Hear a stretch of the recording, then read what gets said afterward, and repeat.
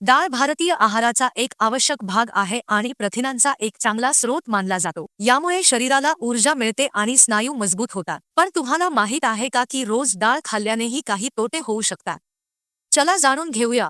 रोज डाळ खाल्ल्याने आरोग्याच्या कोणत्या समस्या उद्भवू शकतात? काही डाळींमध्ये जास्त प्रमाणात फायबर आणि प्रथिने असतात, ज्यामुळे पचनक्रिया मंदावते। मसूरमुळे गॅस, अपचन आणि पोटात जडपणा जाणवू शकतो। मूग, मसूर, उडीद या डाळींमध्ये प्रथिनांचे प्रमाण जास्त असते। यामुळे शरीरात युरिक ऍसिड वाढते आणि सांधेदुखी आणि सांधेदुखीची समस्या वाढू शकते। दररोज जास्त प्रमाणात डाळ खाल्ल्याने शरीरातील प्रथिनांचे प्रमाण वाढू शकते। यामुळे मूत्रपिंडावर दबाव वाढतो आणि त्याच्या कार्यक्षमतेवर परिणाम होऊ शकतो। राजमा, हरभरा आणि मटार यांसारख्या कडधान्यांमध्ये जटिल कर्बोदके असतात, ज्यामुळे पोटात सूज आणि ब्लोटिंग येऊ शकते। काही डाळींमध्ये फायटिक ऍसिड असते, ज्यामुळे शरीरात लोह आणि कॅल्शियमचे शोषण रोखता येते। त्यामुळे हाडेही कमकुवत होऊ शकतात। डाळींमध्ये जास्त तेल आणि तुपाचा वापर केल्यास शरीरातील कॅलरीजचे प्रमाण वाढू शकते, ज्यामुळे वजन कमी होण्याऐवजी वाढू शकते। काही लोकांना काही डाळींची ॲलर्जी असू शकते, ज्यामुळे पोटदुखी, उलट्या किंवा त्वचेची ॲलर्जी यांसारख्या समस्या उद्भवू शकतात।